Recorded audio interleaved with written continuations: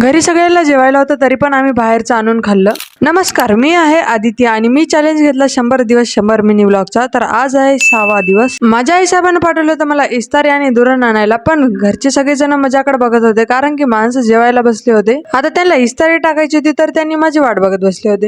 मग काय शिवांशला म्हणलं चल येतोस का म्हणलं बाहेर. मग काय आम्ही दोघांना गाडी काढली आणि आम्ही निघलो होतो घराच्या बाहेर जायला. आणि सोबत आली माझ्या आत्याची मुलगी. आम्हाला तर केळी आणायला जायचं होतं, पण मधातच आम्हाला समोसा खाऊ वाटायला कारण की पाऊस पण पडू लागला होता थोडा थोडा. मग काय 56 बेकरीवर गेलो आणि तिथे जाऊन 5 समोसे घेतले आम्ही. खाणार तर दोघी जण आणि 5 समोसे आहेत आमच्याकडे. घरी गेले की बघायला काय सगळेजण जेवायला बसले होते, पण आम्ही दोघी जणी लपून गच्चीवर गेलो होतो. सगळेजण जेवण करू लागले होते आणि श्रेयांशला बघायला कोण नव्हतं. मग मी घेतलं त्याला आणि त्याला पण घेऊन गेले गच्चीवर. मग काय आम्ही दोघीनं समोसे तर खाल्ले, पण आम्हाला भीती वाटायली की आम्हाला जुलमा आता जेवायला बसू नये घरच्यांना म्हणजे झालं. समोसे तर मस्त पोटभर खाल्ले होते दोघीनं, पण ज्या गोष्टीची भीती होती तेच गोष्ट झाली. दीदीचा आवाज आला की तुमच्या नावाची इस्तारी मांडली म्हणून. मग काय आता जुलमात जेवायला बसावं लागलं होतं आम्हाला. मग लास्टला मम्मीला सांगून टाकलं होतं की मी समोसे खाल्ले म्हणून. साडीवाले भाई आले आणि सगळेजण साडी बघत होते आणि इकडे बघा हे दोघं जण मस्त भांडण करत होते.